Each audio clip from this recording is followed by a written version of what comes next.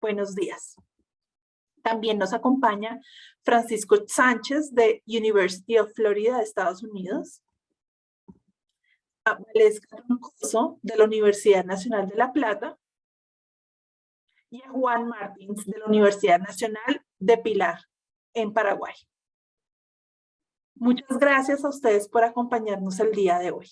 Vamos a entonces dar inicio a las ponencias de este segundo panel. Vamos a arrancar con la ponencia de Julia Margaret Sulber, quien es socióloga, fellow de investigación Mary Curie en el Instituto de Investigaciones Jurídicas de la UNAM de México y en el Oxford School of Global and Area Studies de Oxford en el Reino Unido. El proyecto de investigación de Julia se titula Liderazgo de alto riesgo en América Latina, la búsqueda de la justicia de género por parte de las mujeres en contextos violentos. Julia fue investigadora postdoctoral de género para el programa CONTIS de Oxford en 2019 y también realizó un trabajo de campo a lo largo de la frontera colombo-venezolana, particularmente en La Guajira, el norte de Santander y en Arauca. Julia es además investigadora principal en Ladysmith, que es una consultoría de investigación feminista, directora de operaciones de campo de cosas de mujeres, un proyecto que utiliza la tecnología de WhatsApp para recopilar datos adicionales sobre la violencia de género en Cúcuta, Bucaramanga y Cartagena. Bienvenida, Julia.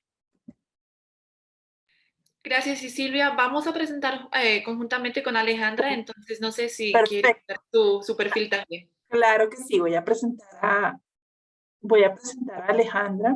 Bienvenida, Alejandra. Alejandra es mujer feminista, abolicionista, abogada, investigadora, defensora de los derechos humanos de las mujeres en Colombia, lideresa internacional de la Embajada de Estados Unidos para la Prevención de las Violencias contra las Mujeres, directora de la Corporación Mujer Denuncia y Muévete de Colombia Norte de Santander. Hace parte de la iniciativa Causa Justa, Hijas de la Frontera y la lucha contra trata y explotación sexual en la prostitución. Muchísimas gracias, Silvia. Yo voy a compartir pantalla aquí. Empezamos aquí. Bueno, muchísimas gracias a todos y a todas por la invitación el día de hoy. Como mencionó Silvia, yo soy Julia Sulber y yo hago parte del equipo de Ladysmith, una consultoría feminista que tiene proyectos justamente en la frontera. Y por casualidad hoy me encuentro en la ciudad de Bucaramanga después de haber hecho un recorrido de la ruta de los caminantes desde Cúcuta hasta Bucaramanga. Entonces esos temas que vamos a presentar hoy los tengo muy presente. Lo que vamos a presentar con Alejandra, y yo voy a empezar y después le doy la palabra a ella, es sobre las violencias experimentadas por mujeres jóvenes y niñas en la frontera entre Colombia y Venezuela. Los hallazgos que vamos a presentar salen de varias fuentes. Primero del proyecto Cosas de Mujeres, que es un proyecto que manejamos con Ladysmith, que usa WhatsApp para generar datos sobre las experiencias de mujeres y niñas experimentando violencias en ese contexto fronterizo. Ellas nos mandan mensajes de WhatsApp, nosotras tenemos mapeado todos los servicios que previenen y responden a las violencias y ahí les vamos dirigiendo. Y al otro lado tenemos datos de género que compartimos con los proveedores de servicios, tanto del Estado como de las organizaciones internacionales y de la sociedad civil, para poder modificar sus servicios, la oferta y entender también los patrones de violencia que se están enfrentando en esos contextos. Y también pues se funda una investigación académica que yo hice hace unos años sobre los riesgos para mujeres y niñas en contexto del nexo entre la migración masiva y la reconfiguración del conflicto armado en varias partes de la frontera. Y también las experiencias, los hallazgos que vamos a compartir vienen del activismo e incidencia por parte de Alejandra en su cargo como directora de la Corporación Mujer Denuncia y Muévete, que funciona en Cúcuta y el norte de Santander.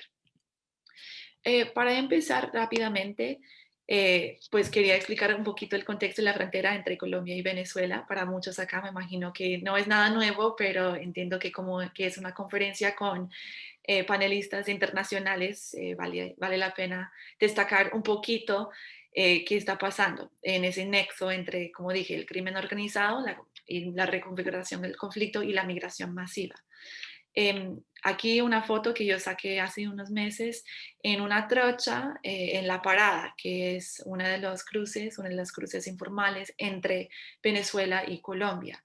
Y ahí hay alta presencia de organizaciones o grupos, perdón, grupos organizados como la Tren de Aragua. También tienen muchas conexiones con la zona del Catatumbo, donde hay grupos armados, hay cultivos de coca, hay economías ilícitas. Y ahí, pues esos grupos, entre ellos, y hay obviamente varios grupos, pues estamos hablando de la Frente 33 de las FARC, del EPL, de las gaitanistas, de los rastrojos, del ELN.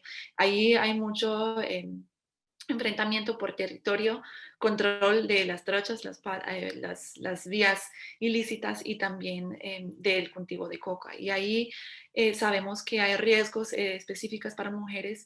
Y si estamos hablando del tren de Aragua, sabemos que hay alta participación en las redes de trata, no solo en Colombia, sino hacia toda Latinoamérica. También en el contexto de inmigración masiva, estamos viendo, y eso me han confirmado en estos días del recorrido que les mencioné, que hay más y más incidencia de niñas, niños y adolescentes no acompañados, perdón, cruzando la frontera o quedándose en Cúcuta, en zonas de alta vulnerabilidad, o también rumbo a otras partes del país o del continente.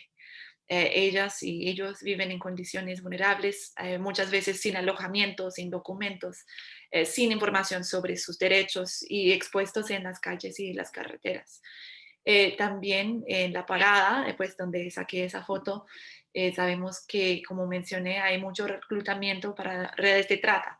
O las niñas y niños vienen ya con expectativas, ya vienen de Venezuela con la idea de que alguien aquí las va a recibir para darles un trabajo, que resultan siendo engañados por las redes, o que vienen aquí por no encontrar un trabajo, un techo, un lugar seguro donde vivir, son vulnerables para ser explotadas en esa manera a las redes de trata y también explotadas en la prostitución. Em, una cosa que alguna vez en una investigación que yo hice, una oficial de una institución del Estado me dijo que los perpetradores aprovechen de que son invisibles. Y eso en el contexto de mujeres y niñas en esas zonas fronterizas donde están expuestas a todas esas dinámicas, esa quizás doble impacto de las dinámicas de violencia que ya existen por parte de esa confluencia de migración y grupo armado, pero también ahora con las dinámicas de violencia en contra de las mujeres y las niñas, agrava aumenta incluso los riesgos a los cuales están expuestas. Em, esta cita que me dijo, las perpetradores aprovechan de que son invisibles, yo creo que va aún más allá cuando estamos hablando de niñas y niñas y adolescentes mujeres. Ellas tienen menos acceso a la justicia, tienen menos acceso a la salud y información sobre salud, información sobre justicia, y también acceso a la salud sexual y reproductiva. Entonces, básicamente para contextualizar un poquito, quería dar un panorama de qué hemos aprendido desde Cosas de Mujeres, la plataforma que tenemos que genera los datos de género y también las investigaciones académicas que yo hice aparte, para destacar y marcar un poquito lo que nos va a exponer Alejandra sobre los riesgos que, pues desde su perspectiva y la organización que ella maneja, que ella ha visto en situaciones de violencia en contra de niñas y mujeres adolescentes. Básicamente para decir que esas dinámicas de las masculinidades militarizadas que gobiernan esas zonas, esos territorios, también afectan a las vidas de las mujeres, pues ellas, como mencioné, son básicamente invisibles y por eso más fácil para explotar. Pero voy a dar ahora la palabra a Alejandra para comentarnos un poquito sobre, desde su organización, que han identificado en el contexto de conflicto, migración y también ahora conflicto, migración y pandemia, especialmente para las mujeres adolescentes y niñas.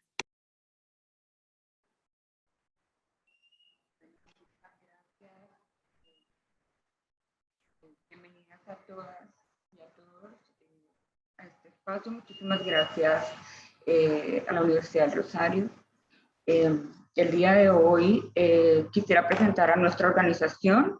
La Corporación Mujer Denuncia y Muévete es una organización que vela por los derechos humanos de las niñas y las mujeres en el territorio. Mi nombre es Alejandra Vera, yo soy abogada, abolicionista, feminista y directora actualmente de la Corporación Mujer Denuncia y Muévete. También ahora soy la nueva representante a nivel nacional del seguimiento de la ley 1257 del 2008. Bueno, frente a lo que nos estaba abordando la compañera Julia, que ha sido un trabajo en conjunto con Cosas de Mujeres, donde efectivamente en contextos como la pandemia y actualmente el cambio climático se ha agudizado. Nuestra organización tiene unos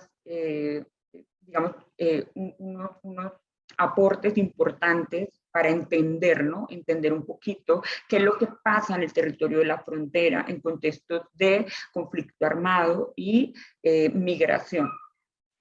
Desde la corporación también tenemos investigaciones. Actualmente tenemos una investigación con la Universidad de Drexel, donde trabajamos mujer, VIH y trata con fines de explotación en la prostitución.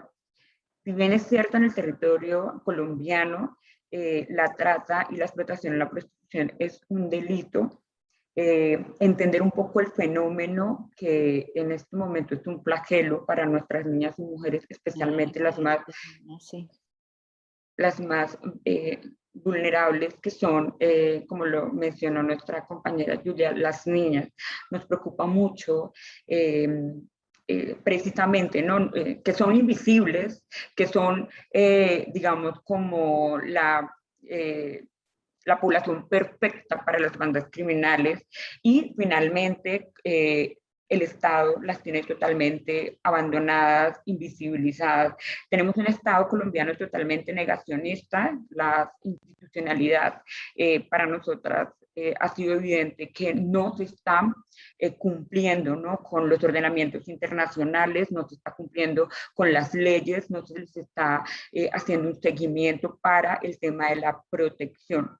Si bien es cierto, UNICEF ha mencionado claramente que las niñas, especialmente las niñas a razón de nuestro sexo, ser mujeres, tenemos aún mayor riesgo y peligro en contextos especialmente de frontera.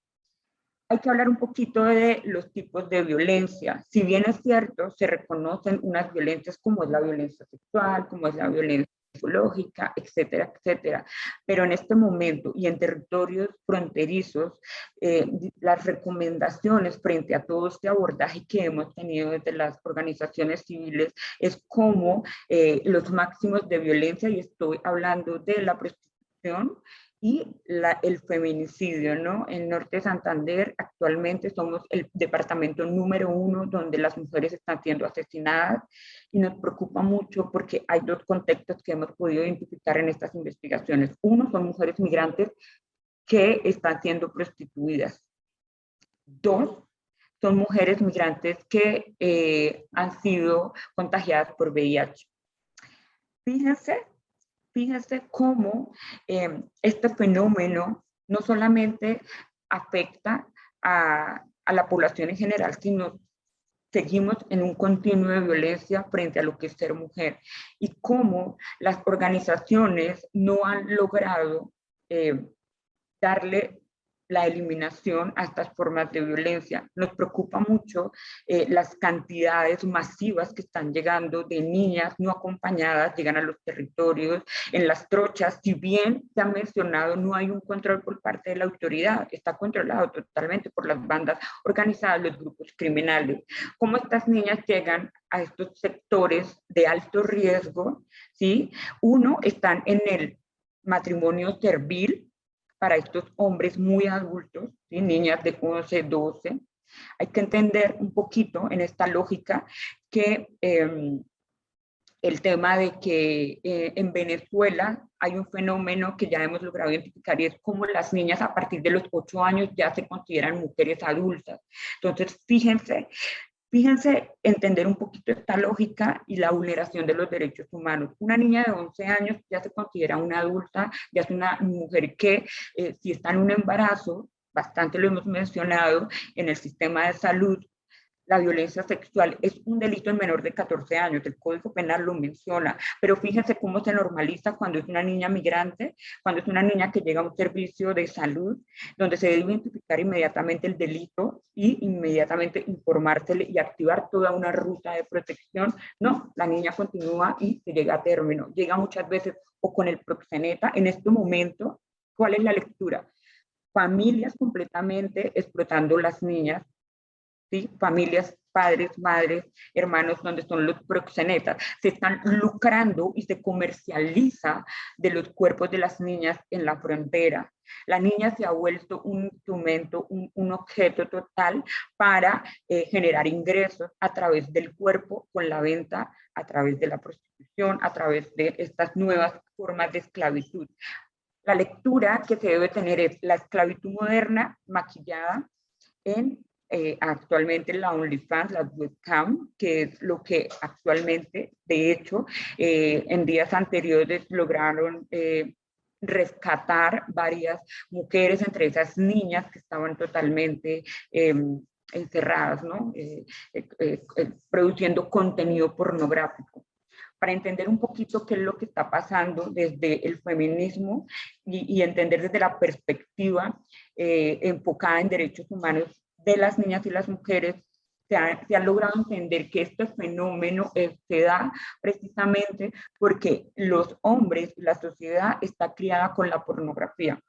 Esa es como lo que podemos lograr entender. La pornografía lleva a que los hombres deseen, ¿no? el satisfacer el placer, y por eso, sumado con la pedofilia, porque el consumo actual son de niñas menores de 15, 14 años.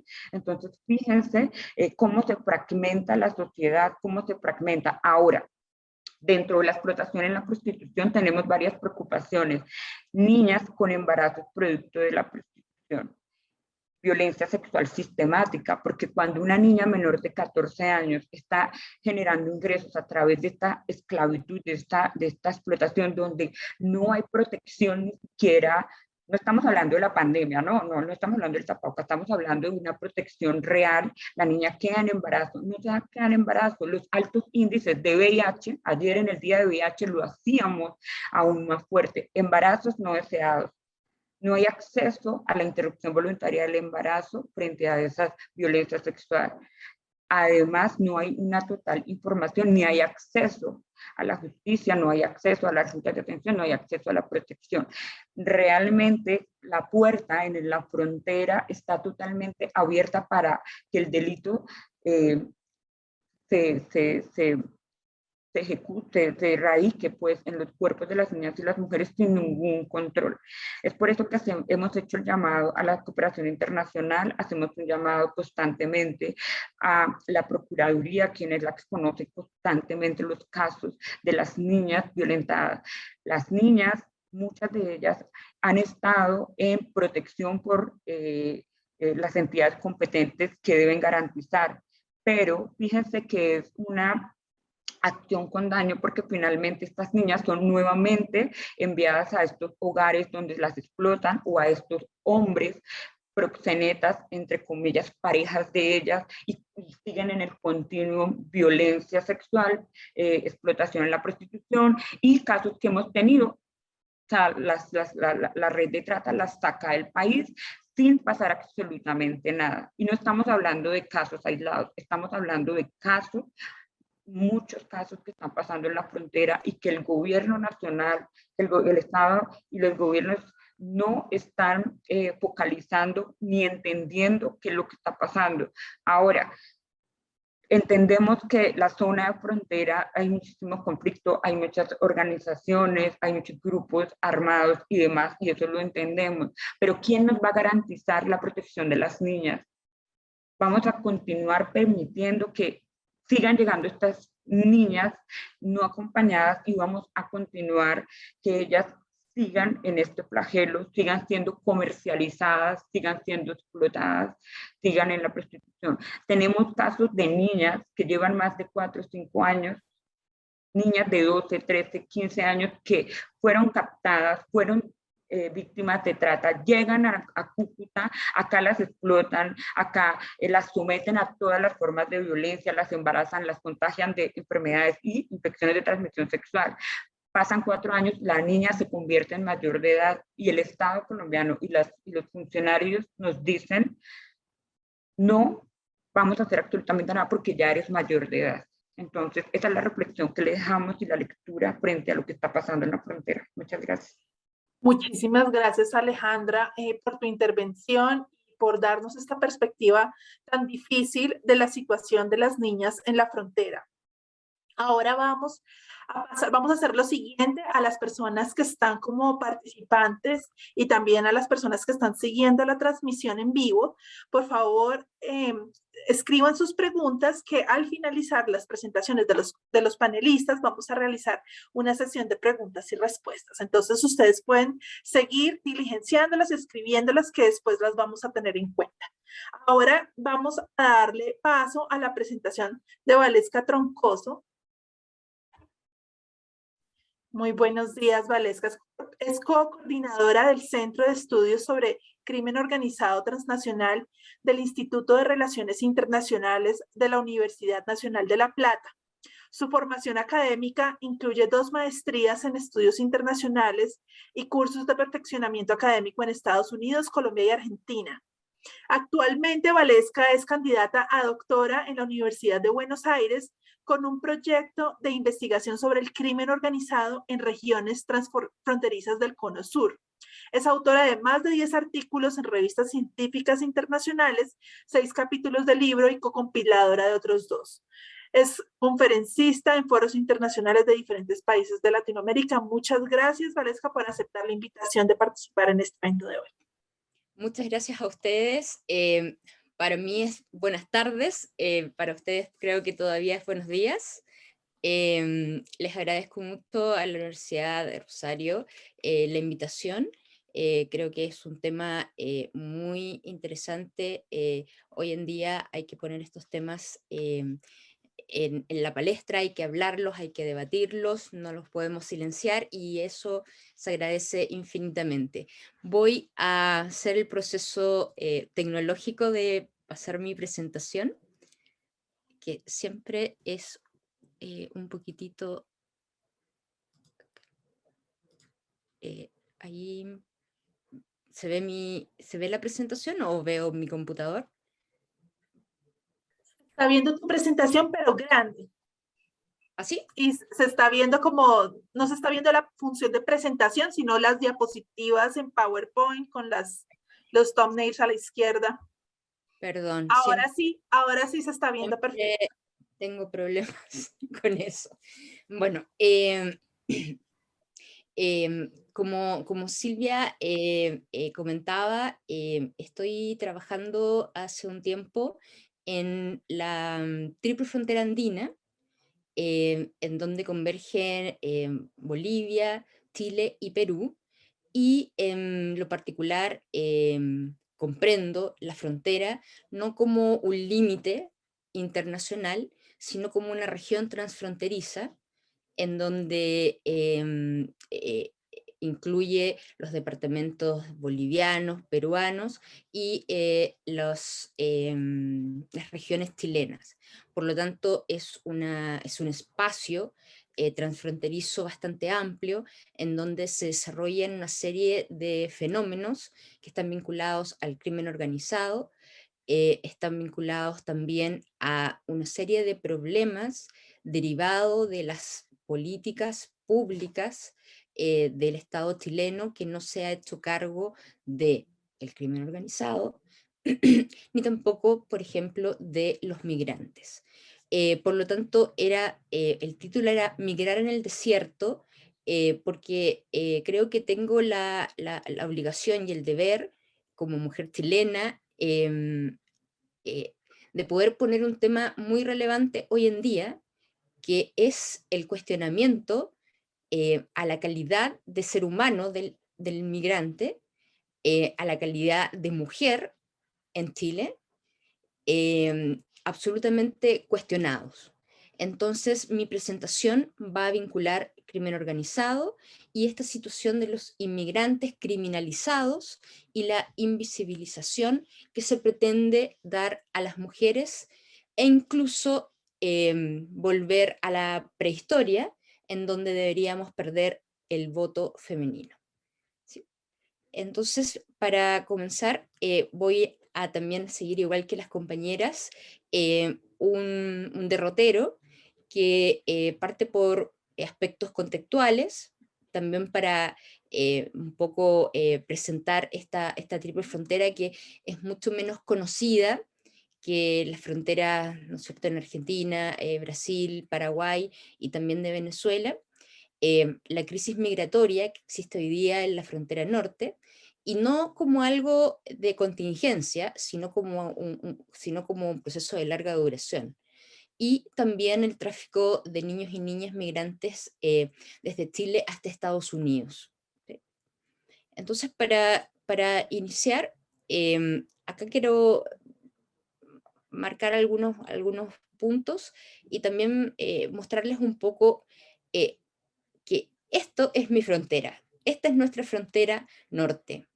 Está inserto en el desierto de Atacama, el desierto más árido del mundo, en el día altas temperaturas, pero en la noche temperaturas bajo 0 grados, por lo tanto es un espacio muy inhóspito, muy difícil para el asentamiento humano, por lo tanto hay zonas anecúmenes, y por este desierto es donde los migrantes recorren desde República Dominicana hasta Chile, y lo hacen por vía terrestre. Entonces, la primera imagen, pueden ver lo que es una carretera en este desierto y en esta frontera. No hay nada, no hay nada, literalmente no hay nada más que un camino asfaltado, pero no hay nada alrededor. Y luego en la imagen inferior podemos ver cómo las personas son interceptadas en este trayecto y se encuentran, ustedes los ven tapados con capas por el sol que quema fuertemente. Entonces son condiciones bastante inhumanas en las cuales tienen que hacer este recorrido. Como les decía, la frontera norte comprende amplias regiones, de Bolivia, Puno, La Paz, Desaguadero, en Perú, Tacna, también la parte de Desaguadero peruano, y las regiones de Chile que son Arica y Parinacota, Iquique y Antofagasta. Por lo tanto, estamos hablando de una cantidad de kilómetros cuadrados bastante extensos, pero también con una dinámica que creo que se pierde cuando uno solamente se centra en la criminalidad, y que tiene que ver con que la frontera se construye, es un constructo social, y por lo tanto la frontera se construye con las prácticas sociales, ¿sí? Prácticas de movilidad, de desplazamiento, que son prácticas ancestrales, principalmente por los vínculos que tenemos con Perú y Bolivia. Por lo tanto, hay una migración circular constante. Entonces, hay además muchas relaciones de cotidianidad en esta frontera, lo que hace que sea una frontera continua, a pesar de que el Estado, ¿no es cierto?, peruano, boliviano y chileno pretenda poder hacer, ¿no es cierto?, encajar la frontera con el territorio. Entonces, de alguna forma, relevar el hecho de que la migración en esta frontera es parte intrínseca de la misma frontera y no se puede disociar, ¿sí? Como Chile es un país muy centralista, no podemos los santiaguinos, si no vamos al lugar, poder entender esta relación, principalmente porque nosotros en Santiago tenemos todo alrededor, todo a la mano, supermercados, servicios de salud pública, pero en el norte de Chile no lo existe. Y por lo tanto, las economías complementarias, asimétricas, de alguna forma tratan de subsanar las deficiencias que tienen estas ciudades que se encuentran cercanas a la frontera. En este caso, por ejemplo, en la ciudad del norte de Chile, Arica, la salud es absolutamente cara. En Chile ustedes saben que existe un modelo neoliberal, el cual hemos sido un laboratorio y un experimento, que ha privatizado gran parte de los bienes y recursos y servicios sociales de la población, lo cual ha llevado a que si tú no tienes dinero, no puedes acceder a una salud mucho más digna, ¿sí? Y si no, tienes que esperar meses para que te puedan atender. Por lo tanto, Arica necesita, por ejemplo, los servicios de salud que presta Tacna. Y están muy vinculados mutuamente todas estas ciudades. Eso es como un punto inicial para comentar que hay un vínculo estrecho entre estos tres países y que, resalto, independiente de que en muchas ocasiones se señale que existen enemistades entre los tres países, no se puede obviar el hecho de que históricamente existen vínculos familiares y lazos cotidianos entre los tres países. Por lo tanto, no somos los otros y los nosotros, somos todos, ¿sí? De hecho, yo me siento parte porque mi familia es ariqueña y parte de ella quedó en Tacna y otra en Arica. Por lo tanto, yo siento ese vínculo que existe entre estos países por parte de mi familia. A ver si me salté unos acá. Un segundo. Te recuerdo que tienes 3 minuticos. Te lo doy rápidamente. Con respecto a la situación de los niños y niñas migrantes en la frontera norte, hay datos bien duros. Lo primero es que como un país que está abierto a recibir, ¿no es cierto?, desde el punto de vista discursivo, a inmigrantes, en Chile viven 1.5 millones de extranjeros. De ellos, el 14% son niños y niñas y adolescentes, y 1 de 4 niños y niñas adolescentes se encuentra en situación de pobreza, lo que nos muestra que está en una extrema vulnerabilidad.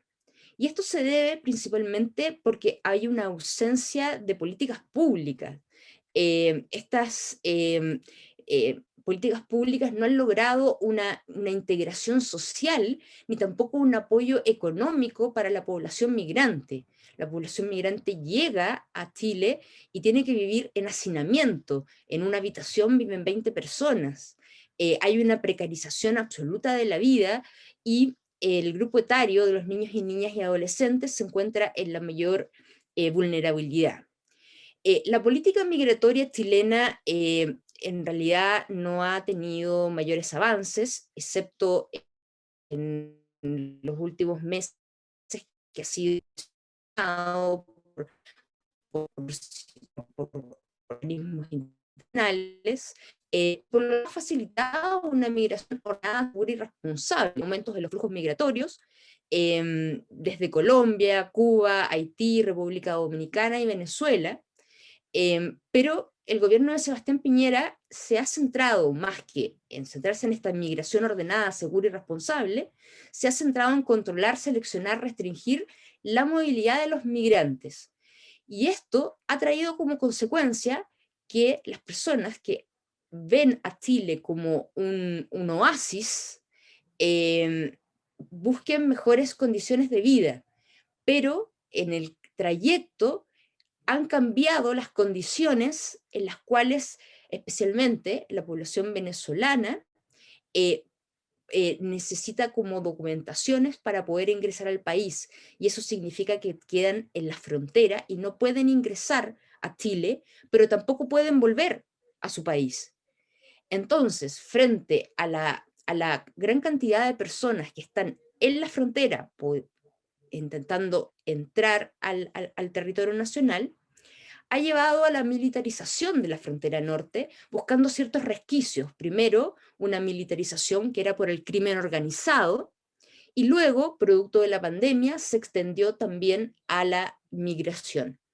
Y esto también ha potenciado la expansión de las redes de tráfico de migrantes, porque para poder entrar a un país que te está negando el ingreso, necesitas contratar los servicios, digo, entre comillas, de organizaciones que están dedicadas al tráfico, pero también tienen como objetivo, muchos casos, eh, abusar, ¿no es cierto?, de la vulnerabilidad de los niños y las niñas, los cuales muchas veces se encuentran viajando solos. Ha habido muerte de sus padres, perdón, y se encuentran totalmente desprotegidos. Algunas imágenes para que ustedes vean lo que hoy en día está sucediendo en el norte de Chile. Esta es una pequeña ciudad de Colchane, que la cantidad de ingresos por pasos no legales, triplica la cantidad de población. Entonces, las condiciones son paupérrimas, están viviendo en la calle, no hay servicios que los apoyen. Eh, eh, y segundo, para ir un poco terminando, es que la crisis migratoria que se ha generado en el norte de Chile, principalmente por esta política migratoria contradictoria, ha desembocado en una crisis humanitaria sin precedentes. De hecho, como ustedes pueden ver en la imagen del lado derecho, son inmigrantes venezolanos, son migrantes venezolanos que han sido expulsados del país y han sido vestidos con estos trajes como si fueran de Guantánamo. Eso ha sido cuestionado absolutamente por todas las organizaciones nacionales e internacionales, pero hoy en día tenemos una fragmentación política bastante compleja, peligrosa además, en donde la migración se asimila con la criminalidad, y por lo tanto hay una visión del migrante como el delincuente, el narcotraficante, el ladrón, el malo, el otro. Y eso ha también llevado a que se vuelvan a salir, ¿no es cierto?, del fondo casi del alma, un espíritu nacionalista chileno que ha llevado a marchas contra los inmigrantes que están en las fronteras. En el lado izquierdo ustedes pueden ver Chile para los chilenos, no más inmigrantes indeseados. ¿Qué sucedió? Esta marcha quemó todo el campamento que ellos habían armado, quemando cochecitos como el rosado que estaba de niños. Y eso ha generado un problema bastante importante en esta zona. Sumado a ello, tenemos Te propongo algo, Valesca. Dejemos el resto de las intuiciones y de los temas que estás mencionando, muy interesantes para la sesión de discusión. Voy a darle paso a la presentación de Francisco Sánchez. De modo, tenemos espacio suficiente para tener una conversación al final. Francisco Sánchez es politólogo de la Universidad Católica del Táchira, es psicólogo con especialización en psicología clínica comunitaria de la Universidad Católica Andrés Bello en Caracas. Ha desarrollado trabajo etnográfico e intervención social en sectores populares de Caracas y en la frontera colombo-venezolana. Actualmente Francisco se encuentra cursando el programa de estudios latinoamericanos de la Universidad de la Florida y sus publicaciones buscan establecer diálogos entre espacios académicos y las poblaciones colaboradoras, destacando el uso de la fotografía y de la escritura documental. Muchas gracias, Francisco. Hola, buenos días. ¿Me pueden escuchar bien? Perfecto. Ok, voy a compartir la pantalla. Ok, espero que se esté viendo. ¿Sí? Ok.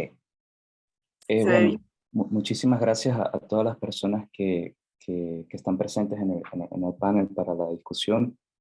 Muchísimas gracias a la profesora Arlene Tigner por abrir el espacio, por la invitación, y también a profesor Matthew Charles y a Verónica Chacón por acompañarme en la organización de este trabajo. Para mí pues es un honor como venezolano estar acompañando este espacio que creo muy relevante para seguir discutiendo. Lo que les voy a comentar pues es un trabajo que hemos desarrollado desde la Red de Activismo e Investigación por la Convivencia en Venezuela. Voy a empezar con una imagen que me parece que puede interpelar la discusión que voy a intentar proponer. Esta imagen es por supuesto la de los dos jóvenes que fueron atrapados robando un abasto, una bodega local en Tibú. El video que está en las redes sociales es estremecedor, y justamente ver cómo luego del video pues, estos jóvenes aparecen asesinados en la orilla de la carretera, presuntamente por un grupo armado local. Las reacciones en redes sociales son muy interesantes también de entender cómo parece existir una presunta indignación hacia la situación, pero en el terreno de lo real es mucho más complejo. Hablar de la frontera colombo-venezolana pues es también hablar de la principal zona o del principal espacio de salida de los actualmente 6 millones de migrantes venezolanos esparcidos en el continente. Estamos hablando de aproximadamente el 20% de la población venezolana. Eso es mucho.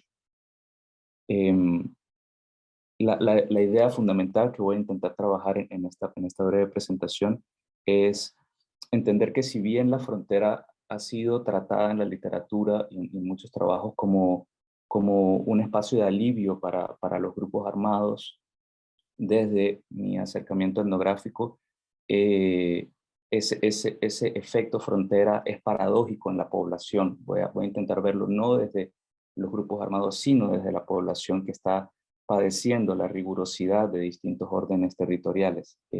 Si bien para la gente la frontera para los migrantes puede ser un resuelve, como lo definen, una forma de obtener alimentos, dinero, una forma de poder comer, pues en sus ciudades natales no lo estaban logrando, es también la frontera un amplificador de las vulnerabilidades. En este sentido vamos a ir conversando sobre cómo estas vulnerabilidades se van acumulando.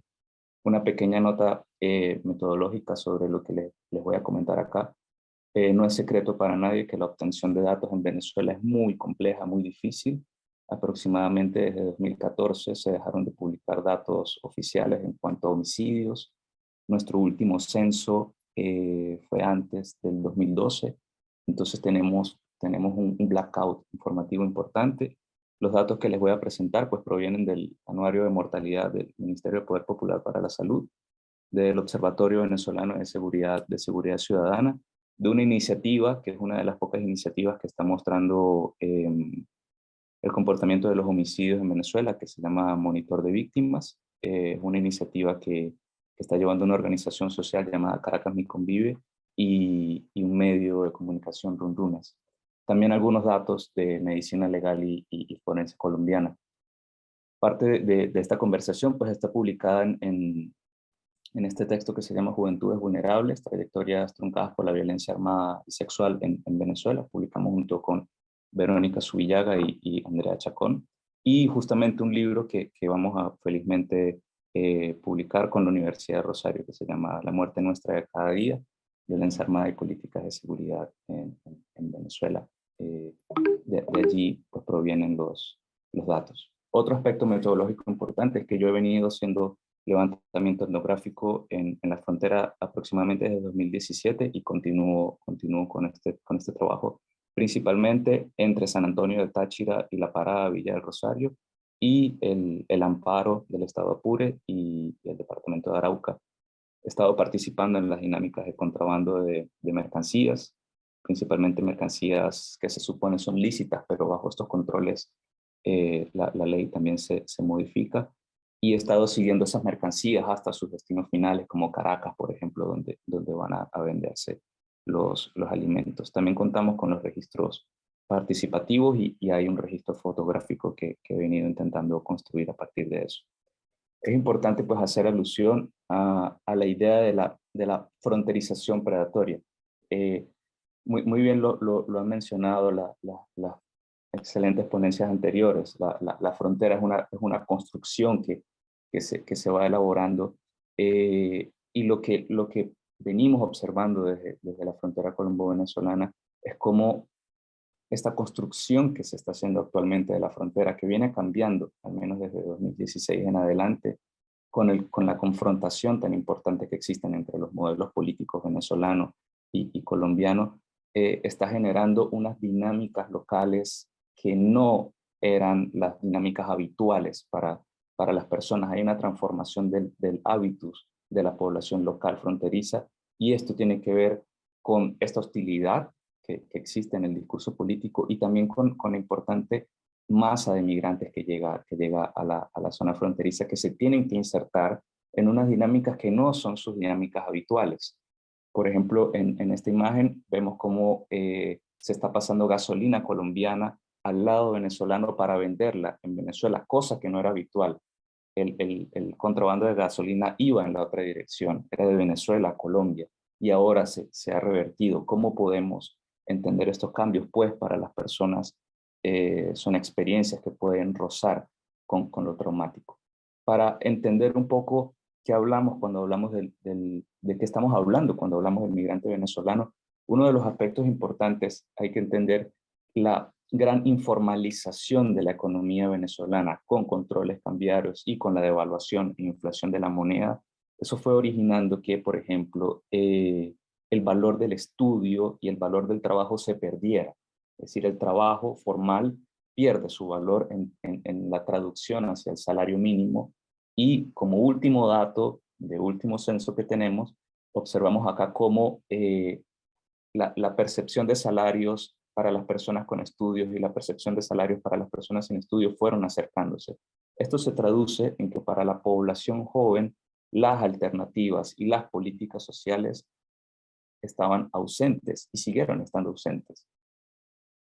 Un dato que nos interpela y nos sigue interpelando en el país es la tasa de mortalidad por armas de fuego en la población joven de 15 a 24 años. La categoría joven es una categoría que requiere una gran discusión y una gran conversación, pero acá vamos a dejar la conversación de lado y vamos a intentar definir como un grupo entre estas dos, este rango de edades. Y vemos, por ejemplo, cómo a partir del 2013-2014 las tasas superan los 120 homicidios por cada 100.000 habitantes para esta población específica. Era entonces y sigue siendo una gran vulnerabilidad ser joven en Venezuela. Aquí vemos como, por ejemplo, para el último dato que se publicó oficialmente, el grupo de 20 a 24 años era el grupo que tenía mayor probabilidad de morir por armas de fuego en el país. A partir de estos datos se crea en Venezuela los operativos policiales militarizados que han sido pues tan sonados en la región. Actualmente los homicidios en el país han bajado, pero han dejado un costo enorme en la sociedad. Esta violencia también es importante entenderla desde los diferenciales de género. Y el último dato que pudimos levantar o que pudimos construir sobre, por ejemplo, cómo se muestran las tasas de muertes maternas en jóvenes, en mujeres jóvenes. Y vemos acá, por ejemplo, cómo para el grupo de 20 a 24 años, la tasa es elevadísima. Pareciera ser una tasa de homicidios en cualquier otro territorio, pero para la sociedad venezolana dejó de hacer ruido la imperante mortalidad materna, y esto es una discusión que agrega elementos a la vulnerabilidad. Esta población debe insertarse entonces en la franja fronteriza. Acá estamos en el río Arauca, del lado venezolano, y estamos teniendo algunas conversaciones con los jóvenes del lugar. Y este es un joven que viene perfectamente de un barrio capitalino, cuya trayectoria de vida está orientada hacia un mundo más bien musical, hacia el hip hop, hacia el rap, y cuando tiene que insertarse en la dinámica fronteriza, tiene que aprender, por ejemplo, a pescar, cosa que no es habitual en su trayectoria urbana. Vemos cómo estas trayectorias empiezan a modificarse, y una de las ideas más importantes es que este efecto de la frontera va a incidir en el cuerpo de estos jóvenes. Muchos tienen que dedicarse a tareas como cargar maletas, hacer tareas de fuerza, cuando no ingresan a las filas de algún grupo armado. Igualmente, haciendo estas tareas, pues deben siempre pagar una multa a los grupos armados para poder participar en esas actividades. ¿A qué dinámica se insertan entonces los jóvenes venezolanos? Se insertan en una dinámica que también tiene violencia, y aquí vemos cómo, según datos de Medicina Legal y Forense Colombia, la muerte de venezolanos en el territorio ha ido aumentando exacerbadamente. Me parece importante ver esta pequeña tabla que explicaré rápidamente sobre la proporción de cómo mueren venezolanos en relación a cómo mueren colombianos. Y vemos cómo en los municipios fronterizos las proporciones son altas. Pero también es importante entender qué está pasando en estos otros departamentos, como el Atlántico, que vemos importantes números naturales de cómo están muriendo los venezolanos. Por supuesto, hace falta mucho más análisis acá, pero nos va dando una imagen de cómo la población migrante se termina de insertar en un contexto que contiene ya unas dificultades en torno a la seguridad ciudadana. Este contexto predatorio, para muchas de las personas con las que estuvimos haciendo trabajo de campo, lo definen como los que están viviendo en la zona de San Antonio del Táchira, como vivir en una cárcel, en un penal abierto, es decir, vivir bajo unas regulaciones específicas de los grupos armados. Del lado venezolano, el ELN se ha posicionado en la franja fronteriza estableciendo duros controles para las poblaciones que trabajan en las trochas, que se mueven, que cargan maletas, estableciendo otro tipo de regulaciones que del lado colombiano parece mostrarse un poco más desorganizado, en el sentido de que la violencia está un poco más activa por las disputas. Del lado venezolano parece que el ELN está tomando un control mucho más férreo, y eso parece que ha bajado un poco los homicidios. Una advertencia clara que me hicieron estando en terreno es que no podía, del lado venezolano, aquí no podía sacar la cámara o había una amenaza de muerte frontal.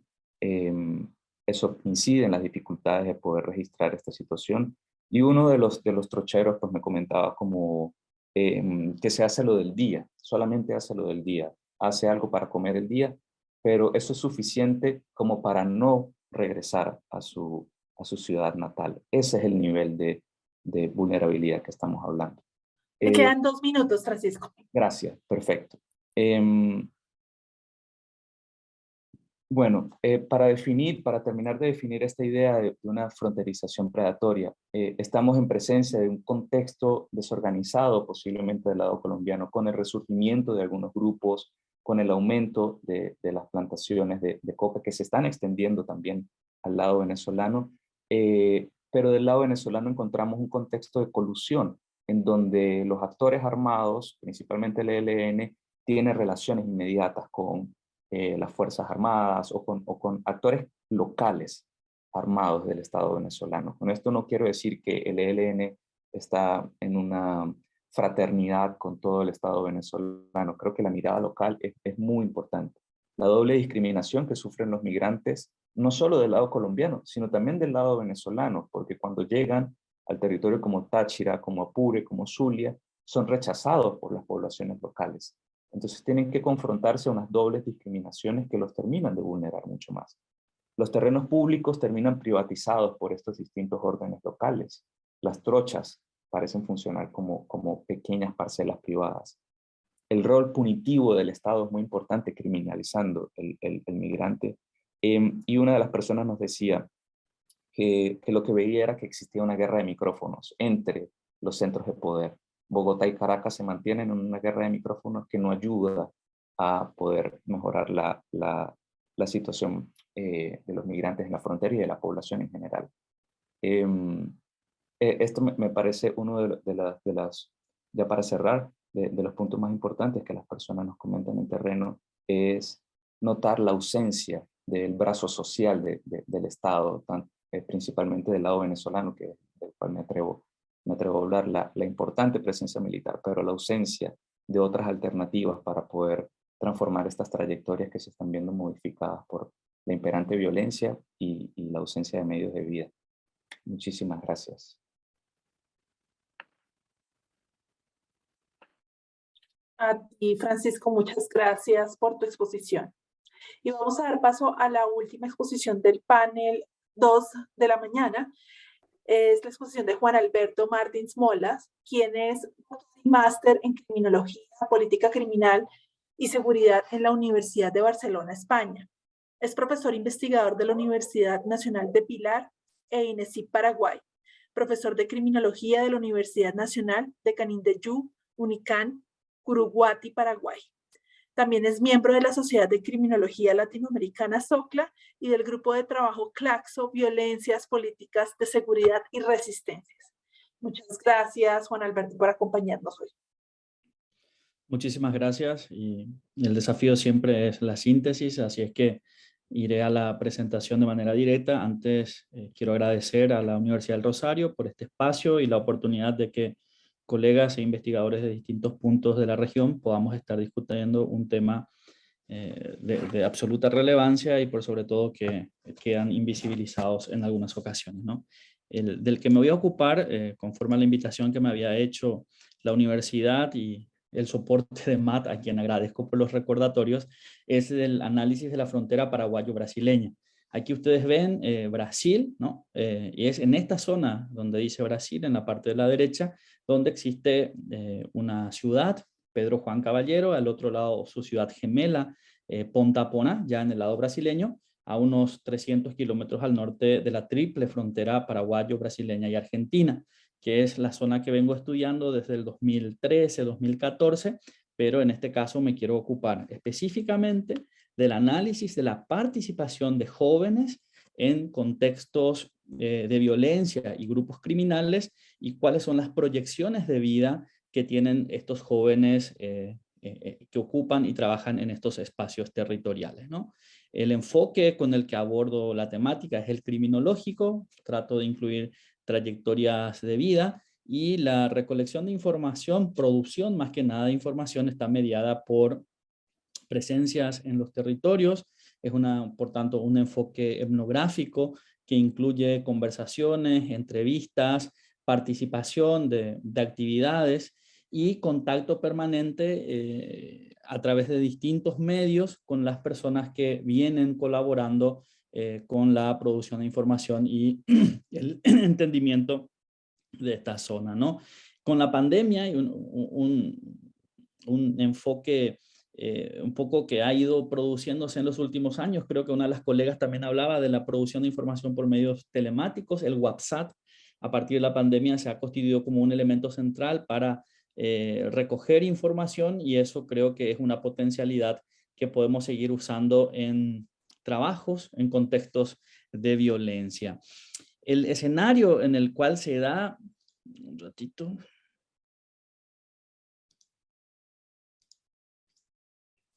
Esta es la foto de la ciudad del cual les voy a hablar hoy.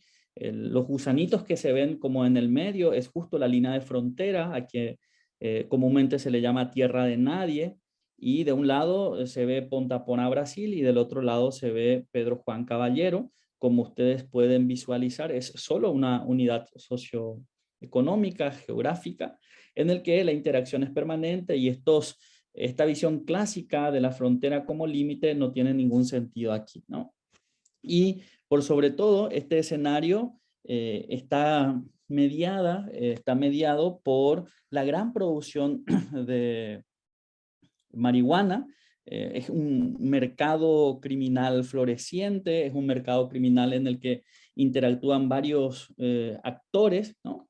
Pero principalmente vinculados a la economía ilícita o a las mercancías ilícitas, principalmente cocaína y el tráfico de armas con destino a Brasil o con destino a la Argentina, ¿no? En este contexto, los jóvenes aparecen como los más vulnerables porque esta interacción permanente entre lo legal e ilegal y esta tolerancia social e institucional a distintas prácticas que se dan hacen que los jóvenes se vean involucrados de manera cotidiana, de manera normal en algunas de las actividades y ocupan los escalones más bajos y por tanto más vulnerables de esta economía, ¿no? Muchos de estos jóvenes que se ven compelidos incluso a participar de este mercado, ¿no? Lo hacen porque no consiguen insertarse dentro de la economía formal y desde este punto de vista hay una ausencia total del Estado, una falta de garantizar el acceso al trabajo, incluso a la educación, y por tanto la economía ilícita aparece como una alternativa válida, una alternativa viable, más aún cuando esa tolerancia institucional se ve reflejada en la actuación impune de estos grupos que son los que controlan los territorios en estas ciudades. Por otro lado, desde una perspectiva un poco de la letalidad, la frontera paraguayo-brasileña es la que concentra los mayores índices de asesinatos, sicariatos selectivos, en donde los jóvenes representan más del 70% de las víctimas y en la mayoría de estos casos, en más del 90%, estos asesinatos quedan impunes. Por tanto, en un ambiente de distintos actores criminales, con una tolerancia social e institucional, con una selectividad punitiva que se ve mediada por la cooptación e infiltración de las instituciones por parte de los actores criminales, los jóvenes se insertan como de manera natural y de manera normal, como salen en las conversaciones, ¿no? Es normal que yo trabaje en esto, es lo que se expecta que yo trabaje en esto, como salen en las distintas conversaciones. Esto hace que efectivamente las proyecciones de vida de muchos jóvenes sea la de constituirse en un patrón fronterizo. Y el concepto de patrón fronterizo está mediado por la constitución de un empresariado en donde, además de la participación en lo ilegal, se tenga participación en lo legal. Entonces, está mediada esta representación que tienen los distintos jóvenes que participan en las escalas y estructuras de las economías. Y cuando estamos hablando de las participaciones directas, en las plantaciones de marihuana muchas veces son los que realizan los trabajos más duros, el despalitaje, el burreo, el transporte, y también son los encargados de trasladar de un sitio a otro. Por tanto, son los que finalmente son cooptados por esta justicia selectiva, por este derecho penal selectivo que opera solamente como para legitimar la presencia de los aparatos represivos del Estado, ¿no? En una clara falta de políticas de integración social, políticas de inclusión social, en donde el discurso de endurecimiento, de persecución o de lucha contra las drogas es apenas aparente, porque en realidad lo que garantiza es de que los grandes empresarios puedan seguir trabajando, mercando, y por el contrario, excepcionalmente, son los jóvenes los que son cooptados o seleccionados por el sistema penal para ser castigados en ese sentido, ¿no? Entonces, estas representaciones que se dan y se construyen sobre estos territorios fronterizos, en donde ciertamente se concentra la actividad delictiva, donde se concentran las ejecuciones extrajudiciales y donde el gran crimen organizado maneja el mercado, son los jóvenes, hombres por sobre todo, los que ocupan los escalones más bajos de la estructura y sueñan con constituirse en grandes patrones, cuando en realidad eso es muy excepcional, ¿no? Yo dejo por aquí la conversación para que podamos seguir discutiendo, y la idea central era que efectivamente en estos espacios fronterizos, jóvenes que participan en las estructuras del crimen organizado lo hacen muchas veces por la ausencia de políticas estatales de inclusión y falta de oportunidades en la economía lícita, y finalmente son como culpabilizados desde una perspectiva jurídico-penal de responsabilidad individual, desconociendo absolutamente que son los condicionamientos socioculturales los que determinan las acciones de estas personas en estos particulares contextos. Muchísimas gracias. Muchísimas gracias a ti, Juan Alberto, y realmente a todos los participantes de este panel por sus interesantes perspectivas. También volcando la mirada a la situación de varias fronteras en América Latina, no es el problema de una sola frontera, y cómo en estos distintos espacios fronterizos se presentan problemas similares. Y en este marco voy a aprovechar una de las preguntas que se hicieron en la sección de preguntas y respuestas para hacerle una pregunta a todas las personas que presentaron hoy sobre si las dinámicas de conflictividad y de criminalidad que se presentan en las distintas fronteras están todas permeadas y marcadas por temas de tráfico transnacional de drogas o de productos de uso ilícito. Me gustaría conocer la perspectiva de ustedes frente a esto.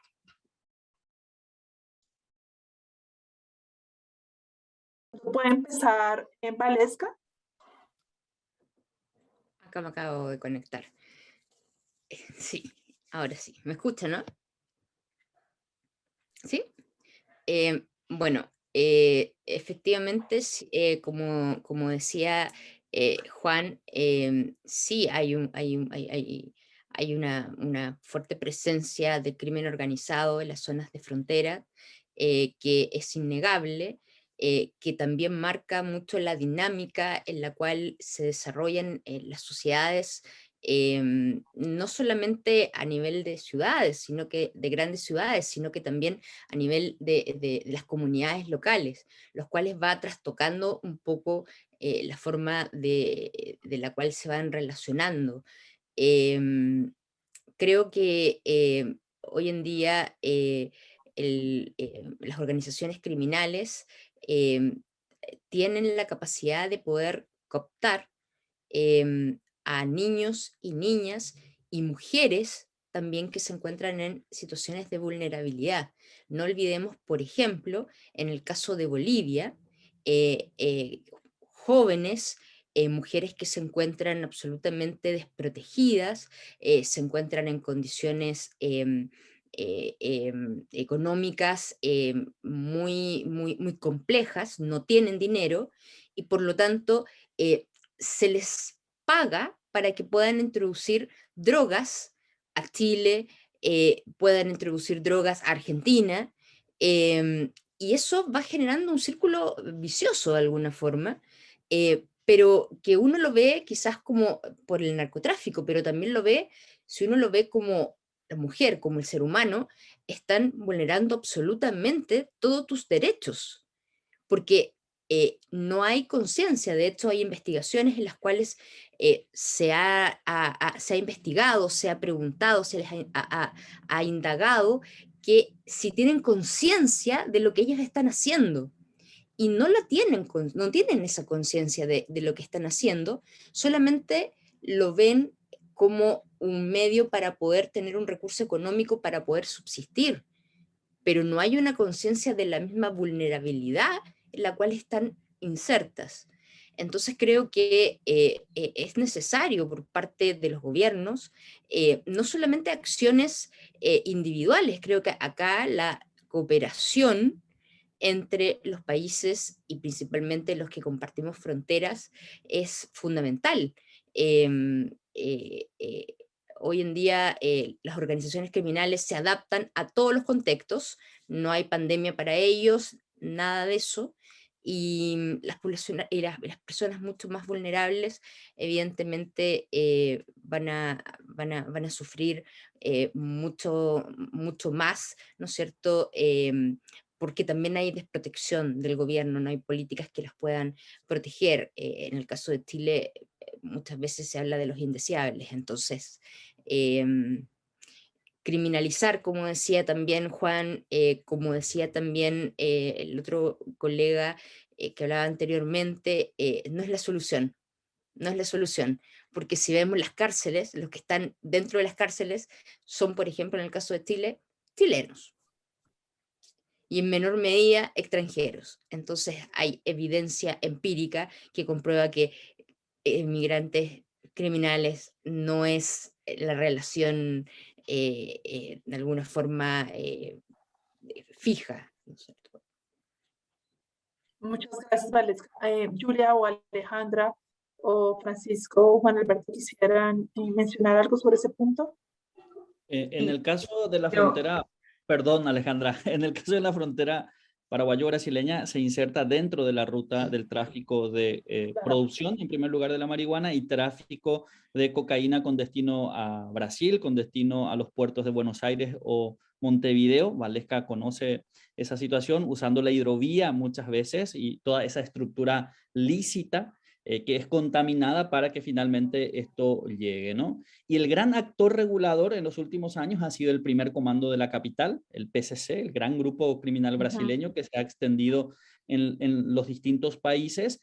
Y preguntaba a uno de los participantes esta selectividad del Estado. Y ciertamente ningún grupo criminal puede operar sin la participación, tanto está de moda, público-privada, ¿no? Son las estructuras inficionadas o cooptadas del Estado los que posibilitan y permiten que estas estructuras criminales operen libremente. Y en el caso paraguayo doy dos ejemplos en particular. Todo el cielo, todo el espacio aéreo paraguayo está sin control, sin satélites, sin radares. ¿Y esto por qué es? No es por falta de presupuesto ni por falta de voluntad política, sino que es la voluntad política de que esto siga siendo así, porque es un espacio, es un hub internacional de distribución de la cocaína andina que llega por aviones y sale por los puertos que tampoco tienen escáneres. Entonces me dirán, o sea, se ha construido el espacio geográfico del territorio nacional para que efectivamente sea un hub de distribución de la cocaína con salida a los puertos de Buenos Aires y Montevideo. Y esto se da en mayor medida mientras o cuando la represión es más fuerte en los países de la región. Cuando Brasil controla mayormente o cuando Colombia está controlando, aumentan los decomisos o la presencia de estas cargas. Y volviendo al tema que nos invitábamos, y son los jóvenes los que finalmente terminan realizando el trabajo duro, el trabajo sucio, como le llaman, y terminan engrosando las cifras de las cárceles dominadas hoy por el PCC o el Clan Rotela, un grupo paraguayo, y que ante la desatención y falta de condiciones mínimas terminan generando, por tanto, o formando parte de las estructuras criminales de estos grupos. Entonces, el crimen organizado termina ganando siempre, ya sea cuando los jóvenes están afuera o están adentro, porque cuando están afuera realizan estas actividades y estando dentro del sistema penitenciario se ven nuevamente obligados a formar parte de uno de estos grupos porque el Estado paraguayo no les da ninguna condición de subsistencia. Estamos hablando de agua, de pasta dental o de papel higiénico, o sea, y por eso es que formamos parte central de esta estructura de la gran distribución de la cocaína hoy desde América del Sur, ¿no? Muchas gracias, Juan Alberto. Alejandra. Sí, bueno, creo que la pregunta, si bien es cierto hacerla, pero creo que también estamos pasando por encima del tema principal, ¿no? De la priorización, que son digamos, en este caso, las mujeres y las niñas. Estamos frente a la vulneración de los derechos humanos, no se debe pasar la vulneración de los derechos humanos de las niñas y poner como a colación el tema de las drogas, y esto como por recomendación, porque estamos frente a víctimas, ¿no? Estamos hablando sobre el tema del tráfico y la explotación en la prostitución. Si bien es cierto, las niñas y las mujeres, y estoy hablando, y los niños en contexto de frontera, son instrumentalizados para precisamente eso, ¿no? Para traficar y demás, pero si son niñas, o son mujeres, además de prostituirlas y caer en las redes de trata, se les obliga a traficar, ¿no? Entonces, fíjense que estamos en dos vulneraciones, bien, pero no se debe pasar por encima, porque pues la droga no le quedan traumas, ¿no? A la droga no le quedan las secuelas y los daños, a las mujeres sí, porque somos humanas y son niñas. Entonces pienso que este momento sí es importante aclararlo, porque empezamos a hablar como que el tema de la droga y el tema, y pasamos por encima de la vulneración actualmente de los derechos humanos de las niñas. Lo otro que me parece grave es frente al tema de esto, que quiero ponerlo de segundo plano, que es el tema de las drogas, cómo las niñas las llevan a las cárceles a prostituirlas acá en el territorio, que se me olvidó mencionarlo, y además se les obliga a traficar, ¿no? O sea, el cuerpo, fíjense cómo es doblemente vulnerado, no solamente al consumo, para que satisfacer el placer de que las violen, sino que además se les obliga a llevar estas drogas hacia los lugares donde no sabemos qué pasa porque el Estado es ausente allí. Entonces sí quería traer a colación claro eso, porque no se debe pasar por encima de la vulneración de los derechos, especialmente de las niñas. Hay otros temas que, si bien cierto, hablarlos, pero acá en este momento creo que el foco es frente al tráfico y la explotación en la prostitución. Gracias. Pues si puedo, pues rápidamente decir que alguien en el chat, Kiara, acaba de decir algo que me parece súper importante destacar. O sea, los actores que hablan de crimen organizado, de trata de personas, de tráfico de drogas, no siempre están como en conversación. Y lo que creo que Alejandra también está pues diciendo es que es totalmente como un nudo, como una red ahí. O sea, obviamente sabemos que pues las motivaciones de muchos de los grupos armados son económicos en cuanto a la producción y el tráfico de la droga, pero ahí es donde también vemos que las redes de prostitución, las redes de trata entran, que están, por ejemplo, llevando a niñas desde la parada hasta los campamentos en el Catatumbo, en plena prostitución, que están, por ejemplo, por necesidades económicas, las niñas pues yendo hasta allá para ganar raspachando, raspando, perdón, como raspachimis, como cultivando coca. Hola, me llevaría la cuenta para cancelar con tarjeta, por favor. Gracias.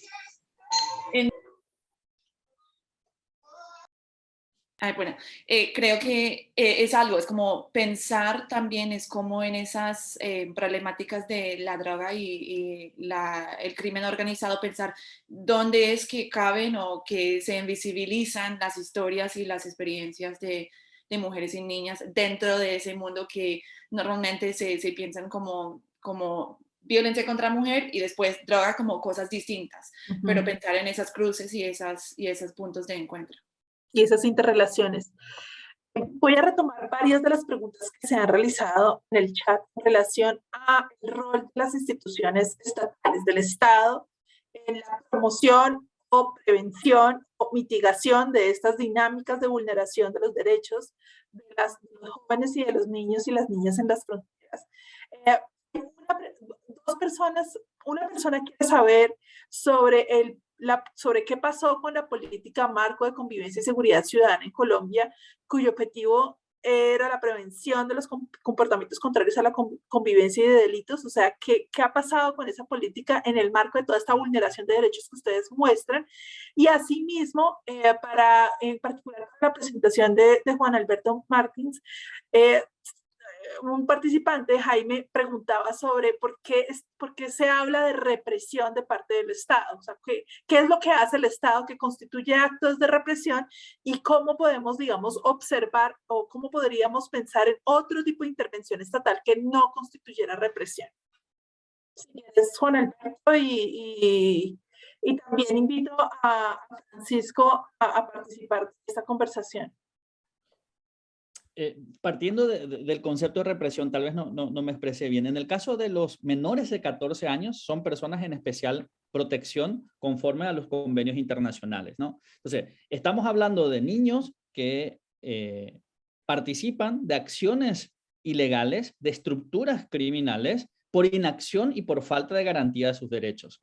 Y el Estado, antes que protegerlos, escoge la vía penal de represión para abordar esa esas situaciones. En ese caso, ese es que yo me refiero exclusivamente a la represión indiscriminada que profundiza la violencia inicial de falta de acceso a derechos que movió a este niño de 13, de 12, de 10 años a ir a un campo de marihuana o a participar del desalijo de la cocaína, y que la reacción estatal sea a través de la cuestión penal. Entonces, a eso es que me refiero cuando digo que el Estado reprime olvidando las condiciones o los contextos socioculturales de estas personas. Nuestro derecho penal liberal y burgués, claro que elige ya, y es otro el abordaje si vamos a hablar de adultos. Si bien desde la criminología vamos a cuestionar también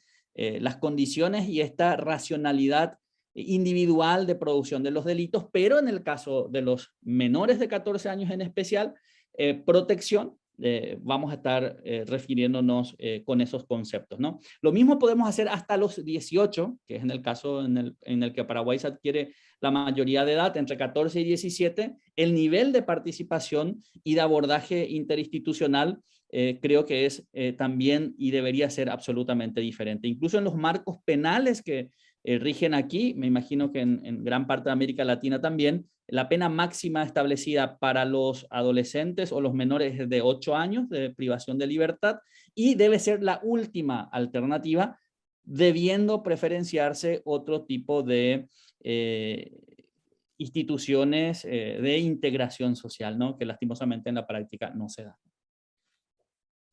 Muchas gracias. Francisco. Sí, concuerdo con el profesor Juan Alberto. Me parece muy interesante su acercamiento, y creo que es necesario poder tener un abordaje notando las diferentes intersecciones de estos fenómenos. No tiene sentido analizarlo desde lugares aislados. También pensar, me parece muy importante, ¿qué estamos pensando cuando hablamos del Estado en estos lugares? Las organizaciones criminales no existen porque surgen de la nada, existen ante ausencias, existen ante presencias determinadas, y concuerdo plenamente, no podemos hablar de crimen en nuestros países, en nuestras fronteras, sin hablar del Estado.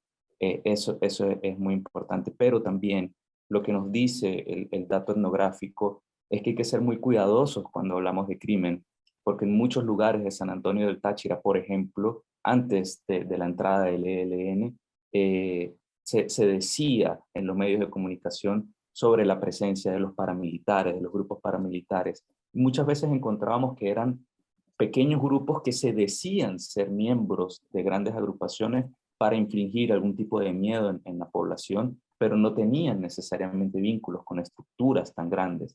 Entonces, el análisis riguroso etnográfico nos va a mostrar que estas redes existen por las mediaciones del Estado. No es fácil pasar de Táchira o del Zulia para Falcón a llegar a una lancha para ir a Trinidad. Ese tránsito no es sencillo de hacer, porque en el camino te vas a topar con al menos 25 puestos de control entre Guardia Nacional Bolivariana, entre Ejército Nacional, entre Policía Nacional Bolivariana, y es allí, en esas mediaciones, donde nosotros creo que podemos poner el ojo para visibilizar lo que está ocurriendo. No es todo el Estado, son las mediaciones específicas que van a generar rentas a través, como muy bien lo mencionaron las compañeras, del sufrimiento del cuerpo de las mujeres y de los hombres jóvenes principalmente en estas situaciones. Creo que en eso ser específico nos va a ayudar mucho a poder pensar alternativas que ningún Estado va a poder asumir por su cuenta. Venezuela no va a poder asumir la situación fronteriza, Colombia sola no va a poder asumir la situación fronteriza. Las alternativas que hay que crear tienen que ser en trabajos conjuntos, no pueden ser solos. Y para finalizar, no sé si Julia o Valesca quieren hacer algún comentario.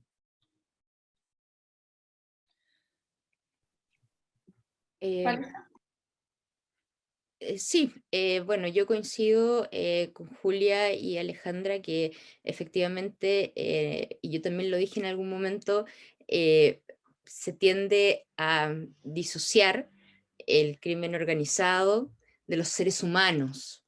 y se pierde la humanidad, se pierde la esencia, y solamente se cuentan números, estadísticas, incautaciones, pero hay algo que trasciende y que estamos hablando de que el crimen organizado afecta el ámbito social, el ámbito de la salud, y también vulnera los derechos humanos.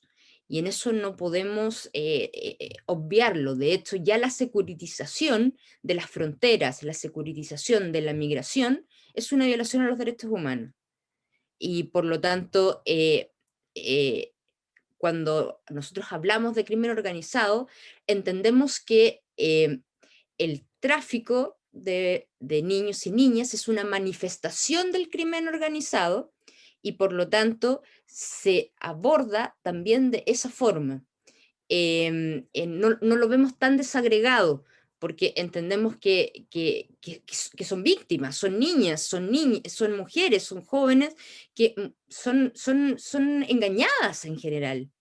Entonces, ahí también yo creo que es un desafío para nosotros los que nos dedicamos más al crimen organizado, también poner mayor énfasis en eso, y agradecer también los comentarios que hace Julia para rescatar estos elementos que son importantes de las mujeres, y creo que hoy en día es muy, muy, muy importante no confundir migrantes con criminales, no confundir